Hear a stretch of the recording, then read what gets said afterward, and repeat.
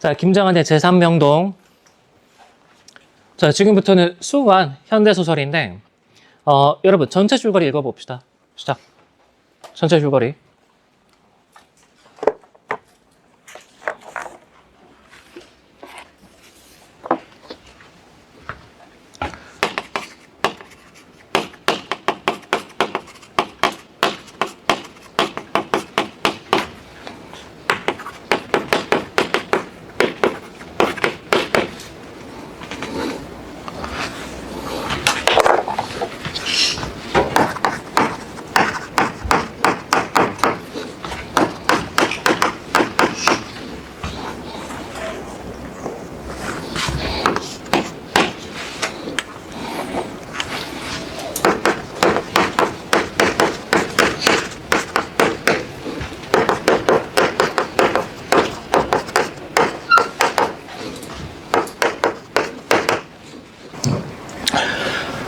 자, 다 읽어봤습니까?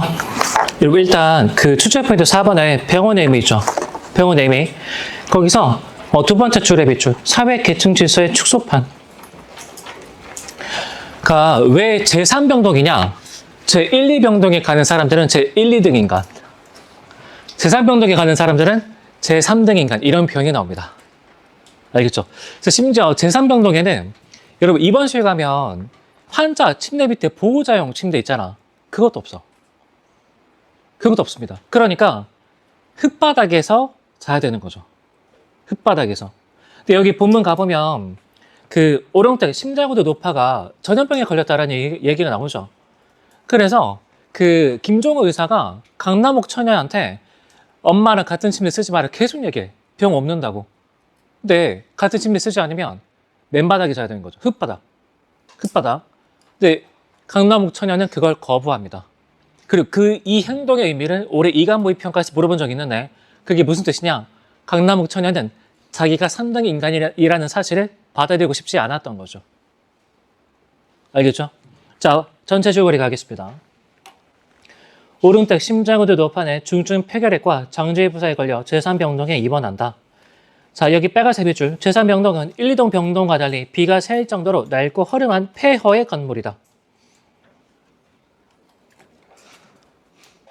사회 계층을 상징하는 공간인 거죠.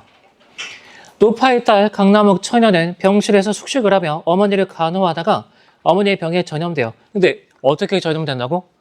의사의 그 조언을 무시하고 한 침대를 쓰다가. 근데 그 한 침대를 쓴다라는 게 무슨 뜻이라고? 나는 맨바닥에 자야 되니 인간으로서의 존엄성을 버리는 3등 인간이 아니라고. 저항의 의미인 거죠. 알겠죠? 그래서 어머니의 병에 전염돼요. 밑에 적어봐. 인간으로서의 존엄성을 지키려는 행위. 병에 걸린 것 자체가 아니라 침대를 같이 썼다는 게 알겠죠? 인간으로서의 존엄성을 지키려는 행위. 그러다가 병에 걸린 거죠. 인간으로서의 존엄성을 지키려는 행위.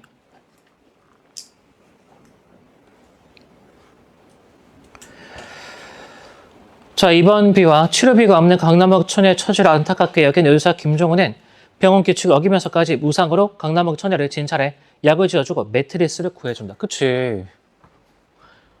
아무리 3등 인간이라고 생각을 하더라도 흙바닥에 자도록 하는 게 말이 되냐. 그래서 매트리스를 구해주게 되죠. 근데 병원 측이 뺏깁니다. 노파의 병세가 점점 악화되던 중 강남옥 처녀의 매트리스가 발각되어 병원 측에 빼앗긴다. 노파가 죽은 뒤 병원에서는 입원비를 다 내지 않았다는 이유로 노파의 시체를 내주지 않고, 그래서 이때 노파의 시체를 내주기를 거부하는 사람이 바로 수납계 직원입니다. 알겠죠? 그래서 3번 인물 간 갈등 양상, 병원장 옆에 수납계 직원 추가합시다. 그리고 김종호 의사 옆에는 인부들 추가합시다. 인부.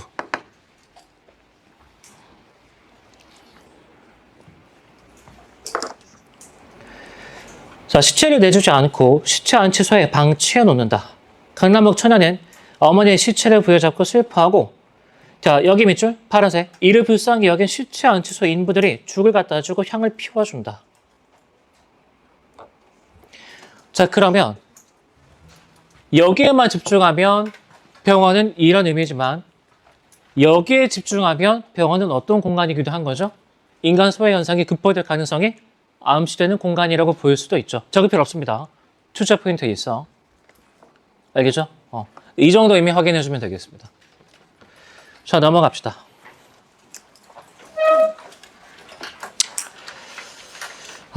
황순원의 두꺼비는 별표 하나인데 이거는 여러분이 본문 읽어보면 금방 할 수 있어. 금방. 알겠죠? 각자 읽어볼 수 있도록 합시다. 각자. 넘어갑시다. 자, 김소진의 쥐잡기. 이 별표 3개. 정말 중요합니다. 만약에 현대소설이 연계가 된다면 내가 생각했을 때 가장 가능성이 높은 2개가 이상의 날개, 그리고 김소진의 쥐잡기. 아닐 수도 있습니다. 네, 6월은 잘 맞추는데 수능엔 약간 타율이 떨어져가지고. 자, 여러분 그 소재 의미의 기능 있죠? 소재 의미와 기능. 거기 흰 줄에다가 하나 추가합시다. 아버지의 생존 본능. 아버지의 생존 본능.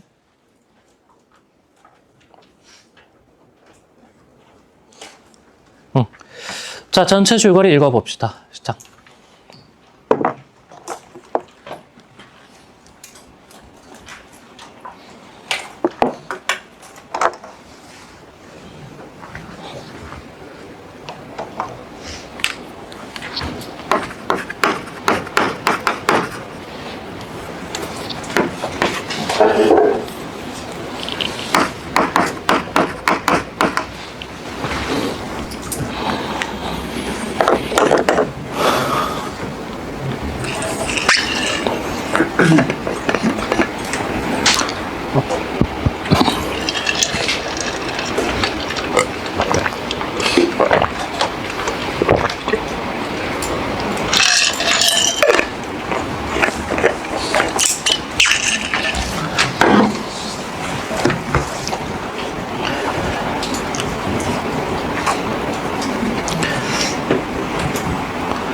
자, 다 읽어봤죠? 본문 들어갑시다. 여기서 민홍이 사실 김소진 작가 그 자체라고 봐도 됩니다. 김소진 작가 아버지가 실제로 실향민이야, 실향민인데, 김소진 작가를 낳기 전에 이미 북에 가족이 따로 있었던 거죠. 그러니까, 뻑하면 북에 있는 가족을 그리워하는 거지. 그러면 작가 입장에서 무슨 느낌이 들었을까? 마치 자기가 진짜 아들인데 서자 취급받는 듯한 느낌이 들었겠죠. 얼마나 짜증나겠어. 처음에 당연히 거리감을 느낄 수밖에 없지. 그래서 김소진 작가 자전거 도둑이라든가 이 사람의 소설 보면 아버지가 싹 다 실향민이야. 실향민. 어린 시절에 그런 기억이 약간 트라우마로 작용했겠죠.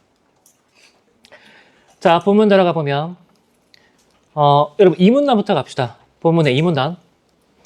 아버지는 잘 싸운 후 축이 결코 못 되었다. 민홍이 보기에는 도무지 빨간색 밑줄 무력하기. 아버지는 캐릭터가 무능하게 설정되어 있는 거죠. 짝이 없는 병사에 지나지 않았다. 그래서 세 줄 밑에 빨간색 쭉 밑줄. 아버지라는 사람은 얼굴이 편하게 축해지면서도 에우라지, 쥐잡기를 당신의 문제로만 치부하려는 고집스러움을 보여주었다. 이게 왜냐? 여러분 출제 포인트 4번에 쥐잡기. 두 번째 항목. 실향민으로서 회한을 표출하는 수단이자 무력함에서 벗어나기 위한 몸부림이니까 아버지 입장에서 누가 대신 해줄 수가 없는 거죠. 자기가 직접 해야 돼. 직접. 자, 본문 다시 돌아갑시다. 그 고집스러움은 무엇보다도 말없음으로 드러났다. 빨간색 밑줄. 아버지는 실어증에 걸린 사람 마냥 입을 한 일자로 굳게 다물어 버렸고 민홍은 그 완강함에 밀려 멀찌감치 겉돌고 있었다니까 처음에 거리감 느낀 거죠. 자, 중요 부분 줄거리. 아버지는 경제적으로 무능해 가족에게 인정을 받지 못하고 아내의 가게에 나타난 쥐를 잡는 데 집착하지만 그것마저 번번이 실패한다. 어느 날 아버지는 민홍에게 자신의 과거를 털어놓는다. 자, 무거운 침묵이 흐르는 가운데 문 앞에 감찰 완장들 중 한 명이 앞으로 한 걸음 내달리며 퉁명스럽게 내뱉었다. 딱 10분을 주갔으니 잘 생각을 해서 정하오다. 아버지가 전장 포로였는데 남인지 북인지 정하라는 얘기죠. 남인지 북인지. 그래서 오른쪽 단 갑시다. 자, 오른쪽 단의 두 번째 줄. 그만하는 소리와 함께 호각이 삑 울렸다. 아버지는 둔기로 뒷머리를 얻어맞은 사람처럼 온몸이 굳어져 왔다. 저 복도는 이미 단순한 복도가 아니라 383 바로 그것이었다. 아, 이를 어쩐단 말이냐. 그때 아버지는 자신의 두 눈을 의심했다. 차오르는 숨을 가누지 못해 고개를 쳐든 아버지 눈동자에는 컨셉 들보 위를 살금살금 걸어가는 희끄무리한 물체가 들어왔다. 폭등의 와중에서 우연히 아버지를 깨우는 바람에 목숨을 건지게 해준 그 흰 쥐가 다시 걸음을 떼고 있었다. 여러분, 그 흰 쥐가 아버지랑 친구 먹어서 살려주려고 온 거야? 이게 좀 이상하잖아. 갑자기 흰 쥐를 발견했다. 이게 설득력이 없죠. 그래서 내가 보기에는 아버지의 생존 본능이 발동했다라고 보는 게 타당하지 않겠느냐. 왜냐, 폭동에서도 살아남았으니까. 됐죠? 자, 그 다다음 단락 갑시다. 짓물러진 눈잡이를 손가락으로 지그시 누르고 있는 아버지의 어깨가 가늘게 떨렸다. 그래서 흰쥐를 보고 나서 남한으로 내려왔다는 얘기를 하는 거죠. 파란색 밑줄. 민홍은 뱃속에서 울컥하는 감정 덩어리가 솟구침을 느꼈다. 그래서 아버지를 이해하게 된 거죠. 연민. 그리고 이 작품 말미에, 이 실린 부분 말미에 아버지가 쥐잡기에 성공하는 그런 내용이 나오는데, 그러고 나서 아버지는 회한이 이제 안 닿는다는 그런 느낌 때문인지 곧바로 죽습니다. 그리고 전체적으로 고려하면 민홍이 이제 대학 민주화 운동, 시위 운동 하다가 이 제적을 당해가지고 집에서 백수 상태로 약간 놀던 시기가 있어. 그래서 엄마가 이번에는 민홍한테 쥐잡기를 시킵니다. 근데 얘도 못 잡아. 무력하는 거죠. 똑같은 처지가 되면서 갑자기 아버지 목소리가 머리에 들리기 시작합니다. 아버지를 온전히 이해하는 거죠. 같은 처지가 되고 나니까. 그래서 그게 예전에 교육정보의평가 나온 적이 있어서 선생님이 출제 포인트 5번에 미수록 부분으로 실어놨습니다. 알겠죠? 미수록 부분. 자, 넘어갑시다. 107쪽. 정한숙, 전황당 인보기. 이 별표 2개짜리인데 여러분 얘는 앞부분 줄거리 같이 가봅시다. 자, 괄호를 묶어봅시다. 인장의 전각가인. 자, 각주의 전각가 뭐라고 되어 있죠?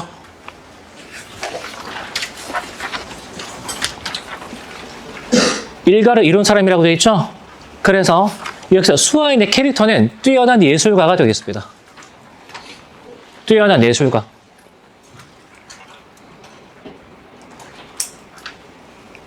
자, 친구 서군이 고위 관직에 오르자 여기 괄호로 묶어봅시다. 금값의 10배나 되는 최고의 석재.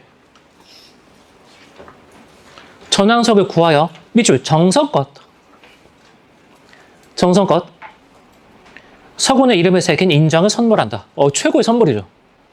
예술가의 혼이 담긴. 그런데 서군의 아내는 청탕용 뇌물을 받는 재미에 빠진 터라 여기 빨간색 밑줄 수아인의 선물을 하찮게 여기고. 여기서 서군과 그 다음에 서군의 아내는 성격이 두 가지가 확인이 됩니다. 첫 번째, 청탕용 뇌물을 즐겨받는다니까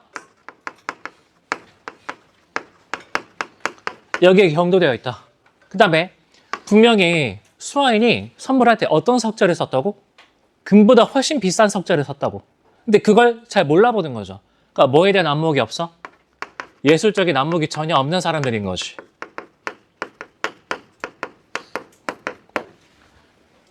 그 친구가 준 선물인데 도장방에 팔아버립니다.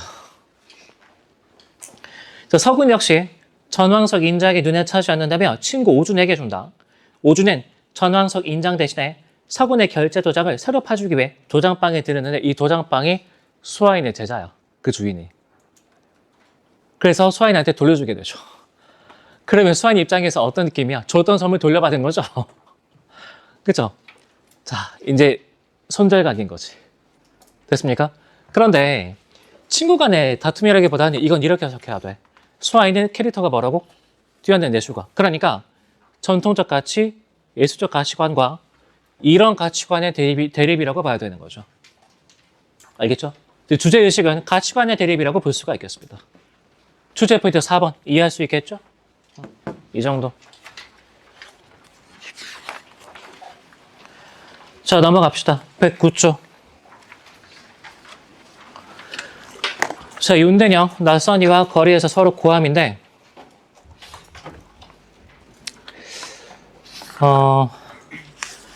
여러분, 얘는 두 번째 단락에 첫 번째 줄 있죠? 걷기. 파란색 네모치고, 걷기.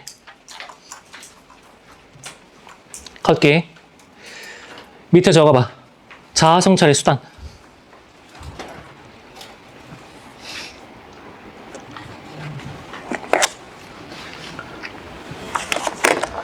약간 이 작품과 좀 비슷한 느낌이 있습니다.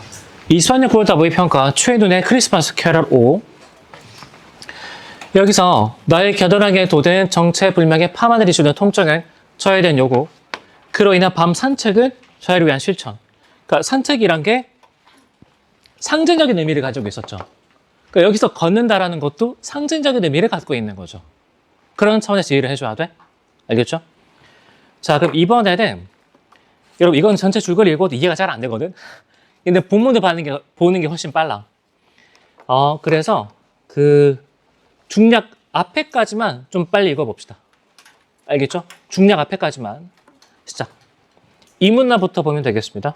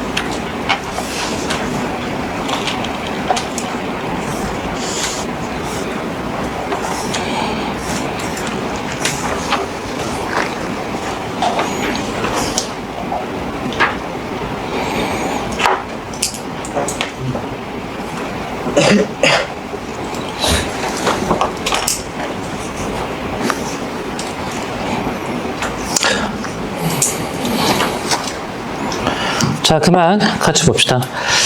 그 이문단의 중간쯤에 파란색 쭉 밑줄. 그런데 어느 순간부터 그 통증이 이상한 쾌감이 되어 육체를 자극했다. 그래서 걷기를 통해서 나는 해방감을 느끼고 있는 거죠.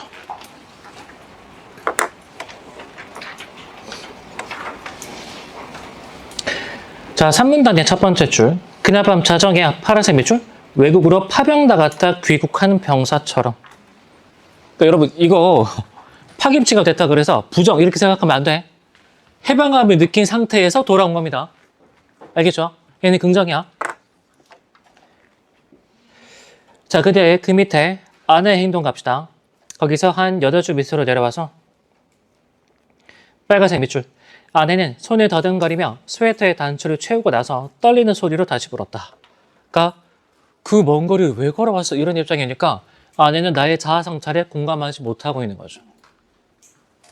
알겠죠? 나의 자아성찰에 공감하지 못하고 있습니다. 자, 그리고 거기서 세 줄 밑에 모래 보이죠? 모래. 입안에 모래가 가득 찬 것 같았다. 이 현실의 중압감이 되겠지. 근데 걷는 걸 통해서 해방감을 느꼈다고.